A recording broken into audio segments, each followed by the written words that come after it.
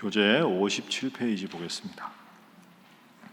베드로, 야고보, 요한을 데리고 산에 올라가신 예수님은 광채가 나도록 변화되셨고 엘리야, 모세와 더불어 이야기를 나누셨습니다. 산에서 내려오신 예수님은 제자들은 고치지 못했던 귀신 들린 아이를 고쳐주십니다. 갈릴리에서 예수님께서는 자신이 죽임을 당하고 3일 만에 부활하실 것을 두 번째로 말씀하십니다. 가버나움에서 제자들이 누가 더 큰 사람인지 다투었을 때 예수께서는 첫째가 되고자 하는 자는 남을 섬겨야 한다고 가르쳐 주십니다. 나아가 어린아이 하나를 영접하는 것이 곧 예수님을 영접하는 것이라 말씀하시고 작은 자 중 하나라도 실족하지 않게 해야 한다고 말씀하십니다. 오늘 마가복음 9장은 제일 앞에 우리가 잘 아는 변화산 사건이 나오고 또 귀신 들린 아이를 고쳐주시는 예수님의 모습, 그리고 죽으실 것과 부활하실 것을 미리 말씀하십니다. 자, 변화산 사건도 한번 보겠습니다. 자, 2절 말씀 보면 엿새 후에 예수께서 베드로와 야고보와 요한을 데리시고 높은 산에 가셨는데 변형되사, 그래서 우리가 흔히 변화산 사건, 변형되셨다 이렇게 말씀을 합니다. 그 옷이 광채가 납니다. 누가 함께 있었느냐? 자, 4절 말씀입니다. 우리 함께 4절 읽어봅니다. 시작. 이에 엘리야가 모세와 함께 그들에게 나타나 예수와 더불어 말하거늘. 아멘. 왜 엘리야와 모세가 예수님과 함께 있었을까요? 신문성답의 질문 중에 하나가 이 질문이었습니다. 제자들이 모세와 엘리야인 줄 어떻게 알아봤을까요? 이런 질문도 하셨는데 모세와 엘리야가 예수님과 더불어 이야기했다. 그러니까 지금 세 사람이 있는데 모세와 엘리야가 예수님과 더불어 이야기했다는 건 예수님이 주인공이시다 이런 뜻이지요. 하나님의 아들이시니까. 근데 예수님은 구약을 완성하러 오셨습니다. 구약은 율법서, 예언서, 성문서 이렇죠. 그럼 구약을 흔히 말할 때는 율법의 대표자가 누굽니까? 모세. 예언자 중에 가장 대표적인 사람 중에 하나가 예레미야. 그러니까 구약의 가장 대표자들과 예수님이 말씀을 나누셨다. 구약을 완성하신 분이 예수님이시다. 이 세 사람 중에서도 모세와 엘리야가 예수님과 더불어 이야기했으니까 예수님께 이들이 이것저것 여쭈어 보았거나 이렇게 됐겠죠. 그래서 오늘 이 사건은 구약을 완성하신 하나님의 아들 구원자가 바로 예수님이시다 이런 뜻입니다. 모세와 엘리야인 줄 어떻게 알아봤을까요? 그건 저도 모르죠. 제가 그때 없었으니까.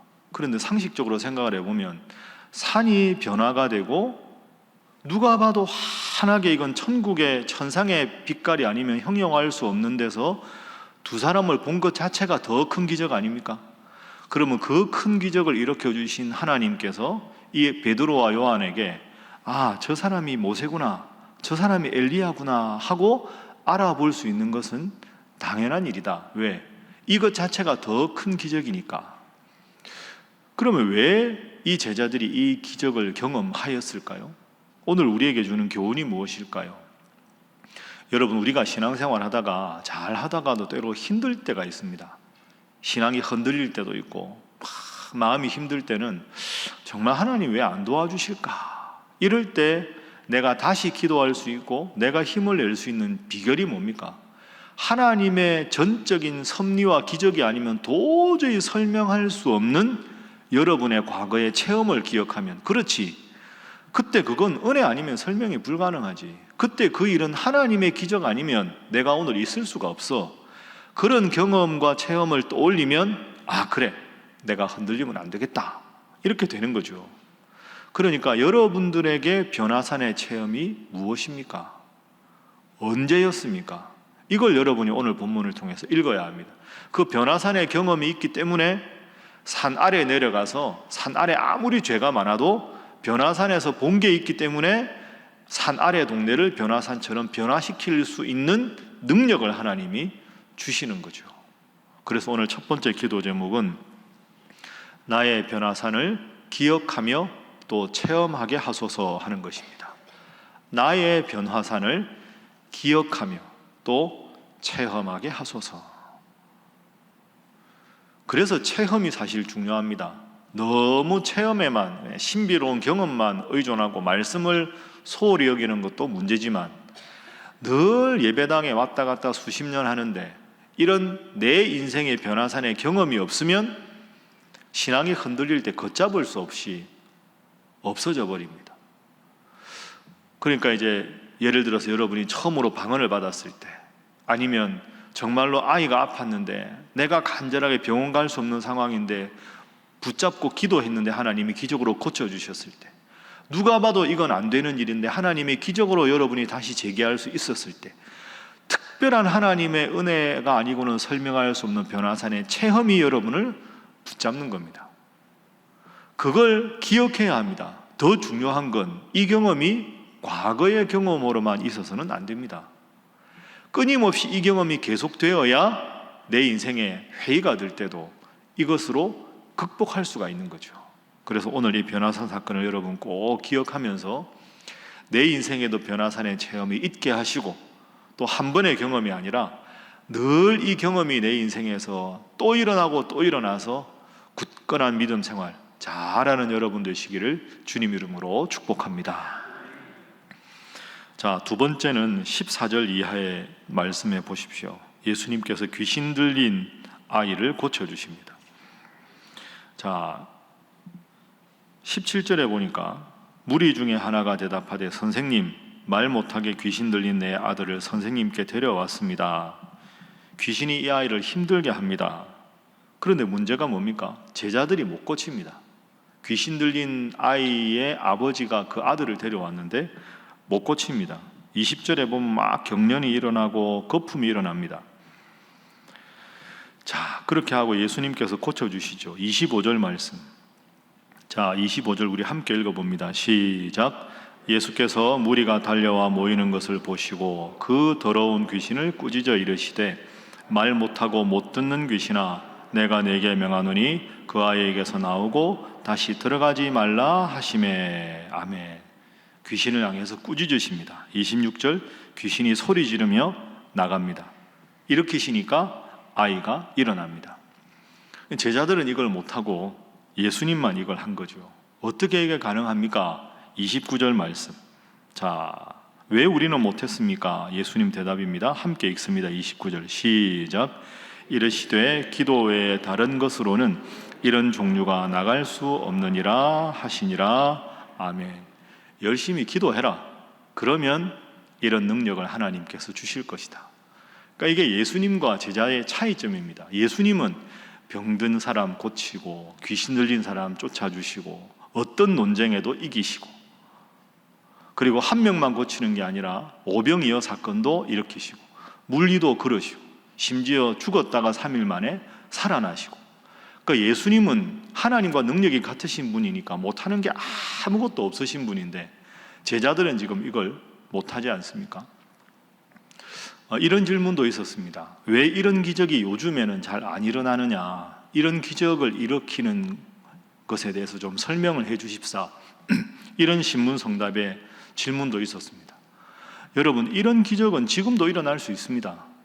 이건 옛날이니까. 그게 아닙니다. 하나님께서 분명히 예수님께서 29절에 말씀하셨죠. 기도하면 이런 기적이 일어납니다. 중요한 건 기도한다고 하나님이 이 은사를 다 주시는 건 아닙니다. 여러분, 이거 두 가지를 구분하셔야 합니다. 예를 들어서 병 고치는 은사를 하나님께서 믿음의 분량이 적은 자에게 주셨다. 이 능력을 받아서 더 우쭐하고 더 교만해서 주님을 드러내는 게 아니라 자기만 드러내는 사람이라면 이 은사를 자기가 받은 게 도리어 자기 인생에 망하는 지름길이 되는 거죠. 이만큼 영적인 수준이 되는 사람한테 이만큼의 영적인 능력을 받는 게 좋은 일이 아닙니다, 여러분. 여러분, 그런 은사 없이도 새벽기도 열심히 나오시잖아요. 이게 훨씬 어떻게 보면 더 소중한 겁니다. 엄청나게 은사 많이 받았다고 나는 이런 은사가 있으니까 기도도 안 하고 교회 질서도 무시하고 그냥 자기 마음대로 말하고 그렇게 되면 더 무서운 거 아닙니까? 분명히 이런 은사는 여러분이 필요에 따라 하나님 앞에 간절하게 기도하면 주실 줄로 믿습니다. 여러분에게 필요한 건 뭐냐? 나에게 가장 가장 필요한 은사를 하나님께 간구하는 겁니다. 그래서 두 번째 기도 제목은 꼭 내게 필요한 은사를 받게 하소서 하는 것입니다. 꼭 내게 필요한 은사를 받게 하소서. 이런 은사는 여러분이 정말로 기도해야 될 때 받을 수 있는 거죠. 제가 여러분에게 말씀드리지 않았습니까? 신학교 있다 보면 전 세계에서 그 오지에서 선교하는 선교사님들이 가끔 와서 이런 간증하십니다. 자기는 이걸 말씀으로만 받지 자기에게 이 능력이 필요하다고 생각하지 않았다. 그런데 저기 아마존 오지 같은 데 가서 선교하는데 그 사람들은 우리말로 하면 맨날 하는 게 부닥거리 하는 겁니다. 약이 없으니까, 전깃불도 안 들어오는 데서 선교하는데 무슨 약이 있겠습니까?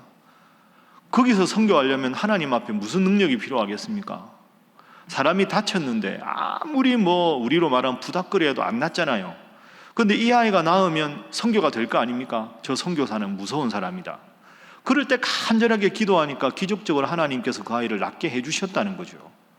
왜냐하면 그 선교지에서 그 방법이 그 원주민들이 하나님께 돌아오는 가장 탁월한 방법인 겁니다. 그러니까 여러분의 인생에서 꼭 필요한 은사가 있으면 하나님 앞에 기도하십시오. 과거의 일이 아닙니다. 어제의 하나님, 오늘의 하나님, 내일의 하나님이신 줄로 믿습니다. 기도하십시오. 저는 이 기도 할까요? 저는 이 기도 요즘 잘 안 합니다. 제가 그 능력이 필요 없다는 게 아닙니다. 제가 지금 필요한 건 신일교회 담임 목사 아닙니까? 그럼 저한테 제일 필요한 은사가 뭘까요? 하나님 보시기에 말씀 잘 준비하고 말씀 잘 전하고 교회 저의 언행 심사로 분란이 일어나지 않도록 당회 장로님들과 잘 협조하고 재직들 말씀 경청하고 여러분들 잘 섬기고 교회 구석구석 담임 목사가 꼭 챙겨야 될 게 없는지 지혜의 말씀, 지식의 말씀, 믿음 이런 게 지금 저한테는 더 필요한 거죠. 정말 하나님 앞에서 제가 이런 은사가 필요할 때는 제가 간절히 기도하면 하나님 저에게 주실 겁니다. 하나님께 영광 돌릴 수 있는 꼭 필요한 일이 있으면 저는 그 가능성을 부인하지 않습니다. 우리 아까 임 목사님 기도하셨는데 제가 요즘 이일선 목사님에 관해서 책을 쓰지 않습니까? 어제 인터뷰도 하고 그랬는데요. 제가 요즘에 이 책을 쓰면서 그런 생각합니다. 제가 늘 하나님께서 저를 이 교사에 부르셨다는 확신이 있습니다. 그 소명으로 목회합니다. 이렇게 말씀드렸는데 다음에 이제 종합적으로 말씀드리겠지만 제가 요즘에 자료를 읽으면서 하나님이 이래서 저를 신일교회에 보내셨구나 이런 생각을 참 많이 합니다.